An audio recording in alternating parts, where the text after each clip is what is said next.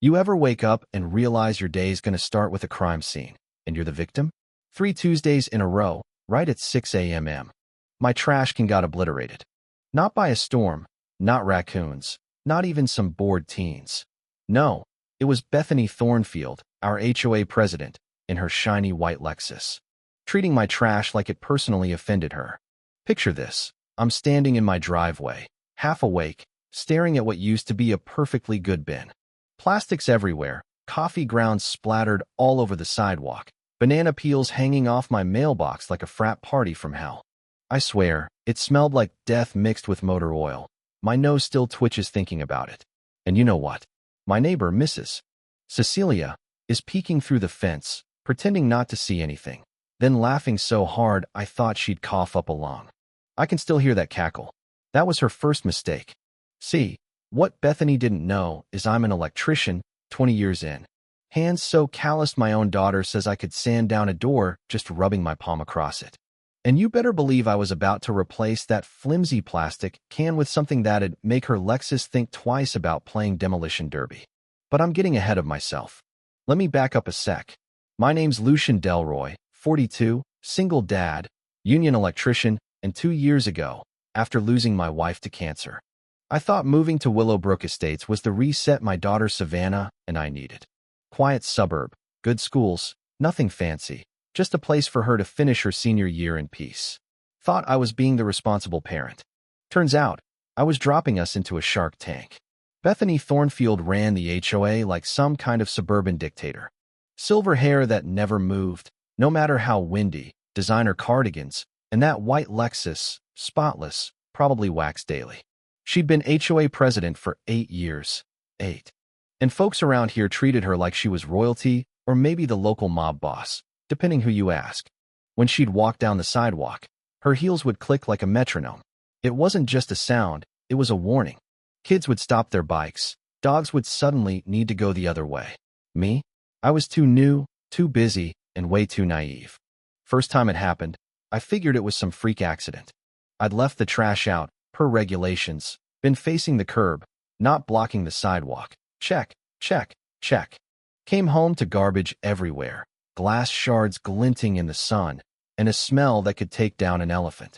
I spent 30 minutes cleaning it up, late for work, not thinking much except, man, these raccoons are on steroids. Until Mrs. Cecilia, the sweet old lady next door, whispers through the fence, saw it all. Bethany did it. Raccoons drive Lexuses now? She giggled. I didn't. Week 2, same thing. Except now I get a citation for unsightly debris compromising community standards. $75. My hands were shaking, but not from nerves. Rage, pure and simple. Week 3, I catch Bethany literally circling my property, tape measure in hand, jotting notes. Grass half an inch too high. Hose visible from the street, mailbox numbers 1 inch off center. I'm telling you, the woman was waging psychological warfare. Savannah, who used to leave for school with a smile, started sneaking out early, head down, just to avoid the mess and embarrassment. And me? My boss started pulling me aside, warning me about tardiness. I could feel the pressure building every single day, like a wire about to snap. So, I did what any self-respecting blue-collar dad does. I installed a security camera. And I caught her. Tuesday, 6:47 a.m. There's Bethany, slowing just enough, aiming right at my bin, ramming it, reversing, ramming again. Then sitting in her car like she's admiring a work of art. 30 seconds. And then she just drives off, smug as ever. That night, I started digging. 7 families had moved out in 3 years, and every one of them? Single parents, minorities, newcomers. Each had the same story: harassment, citations, and random destruction. You know that feeling when anger gives way to something sharper? Determination. Bethany thought I'd be like the others. She didn't know I build electrical systems designed to handle 20,000-volt surges and that I'm stubborn as hell. Week 5, Bethany's click-clack heels are back, and she's got a clipboard. Mr. Delra, she says, never got my name right. We have a serious problem. Citation for $125. Your bin placement demonstrates deliberate non-compliance, she says. I point out it's exactly where the rules say it should be. She gives me that cold, tight-lipped smile, the one serial killers practice. Failure to prevent debris scatter constitutes ongoing disruption. Behind me, Savannah's window slams shut. And then Bethany leans in, lowers her voice. Property liens are expensive. I'd hate for your daughter's college plans to be disrupted. I swear, I could taste metal in my mouth. That night, instead of sleeping, I read the HOA bylaws, cover to cover. Vague language, all subjective, community standards, proper placement, but nothing specific. So, I walked the street with my tape measure. Every house had the same violations as me, but only 5 families ever got cited. You can guess who. And here's the twist. Bethany's own yard had 17 violations. Unauthorized rose trellis, decorative mailbox, address numbers and some weird calligraphy. So I documented everything, time-stamped photos, the works. Brought them to the other problem families. That night, Mrs. Cecilia served jasmine tea at her kitchen table, hands shaking. She threatened to fine us for our wind chimes, she whispered. Mr. Rodriguez, another neighbor, told me his kids were scared to play outside. That's when I realized this wasn't just about me. It was a pattern. So, I played by her rules. Filed complaints with her own citation forms. Requested an architectural review board meeting for her unauthorized decorations. Tuesday, she hits my trash again. Wednesday night, I watch through my window as Bethany, flashlight in hand, is out at 2 a.m., yanking her trellis down, sweating, cursing under her breath. Mrs. Cecilia, bless her heart, recorded the whole thing. Thursday morning, Bethany calls an emergency HOA meeting, without the required 72-hour notice. When I show up with Mrs.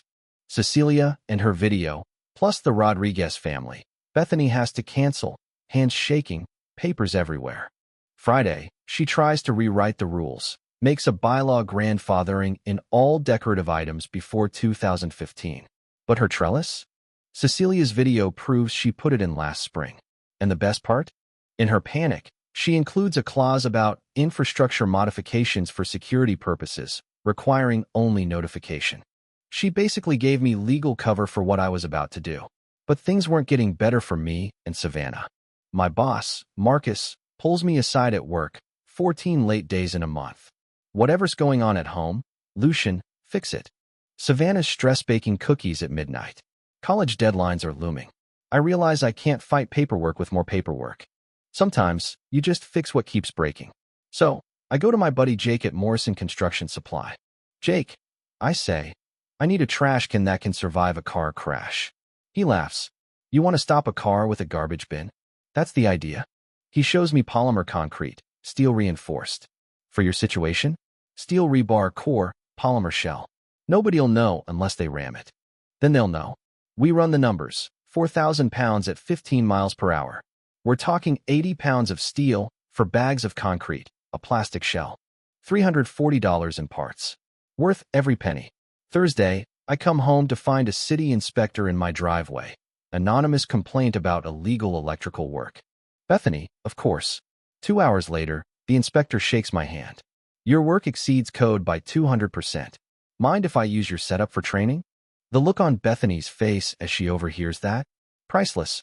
That weekend, I build my masterpiece. 4 feet of steel and concrete sunk into bedrock. Looks like any other trash can, but under the hood, an immovable object. Ready for Tuesday. Next up, Bethany goes nuclear. Certified mail, $1,200 in violations, backdated to before I even moved in.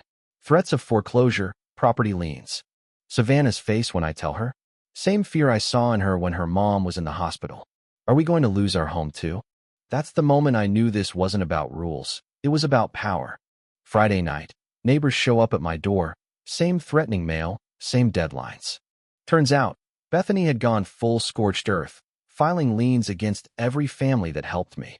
She got sloppy, though, wrong addresses, forged signatures, impossible dates.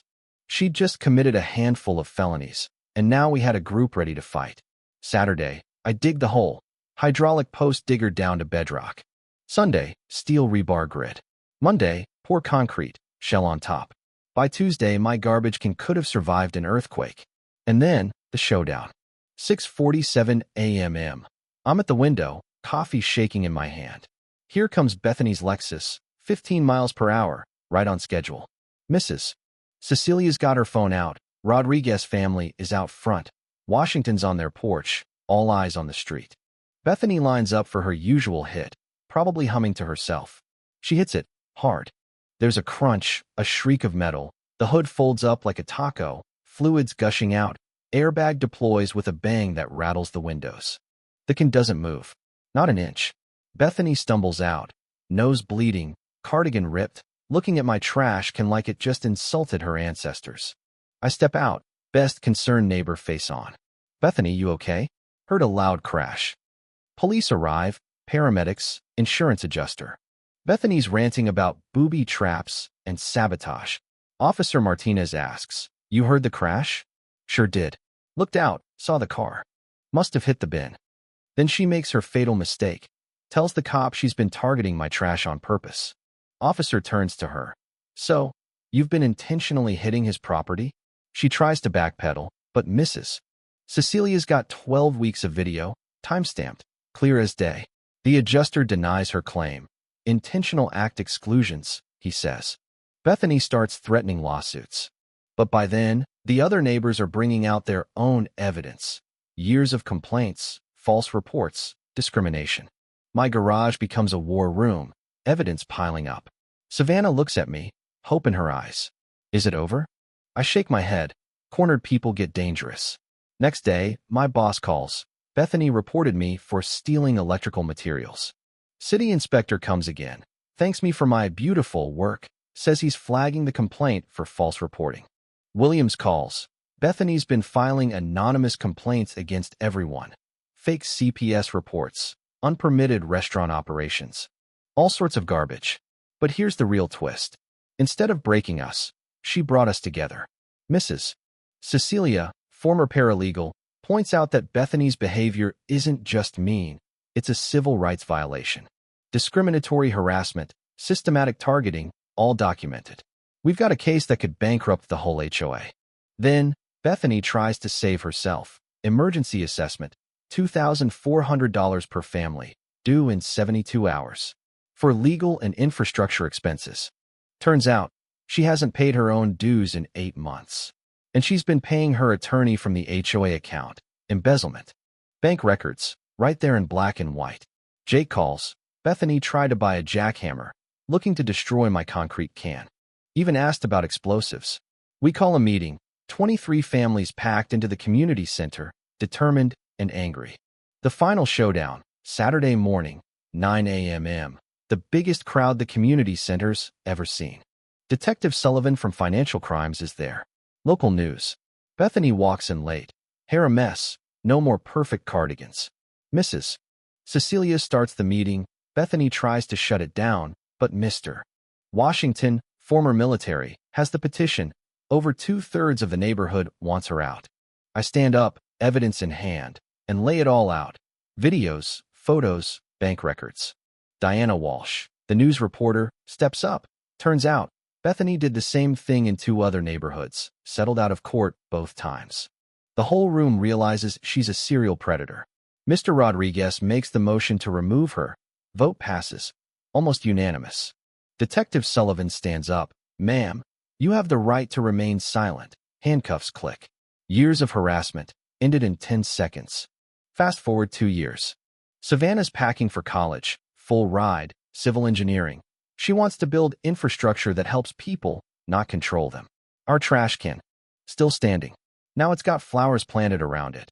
Kids use it for hide and seek. The restitution Bethany paid funded our new playground. The whole neighborhood changed.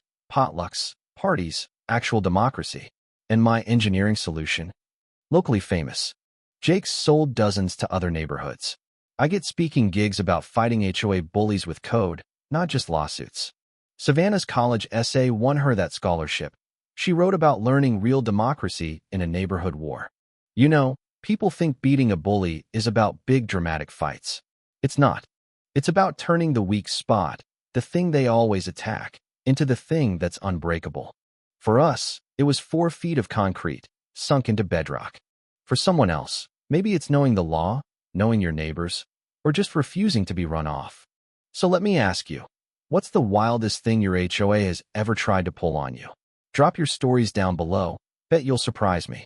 And if you've ever found yourself staring down a bully with too much power, remember, sometimes the best defense is building something they just can't break. Hit like if this story gave you hope. Subscribe if you want more wild HOA tales. And hey, let's talk justice in the comments. Where's the line between order and oppression? What would you have done if it was your trash can and your family?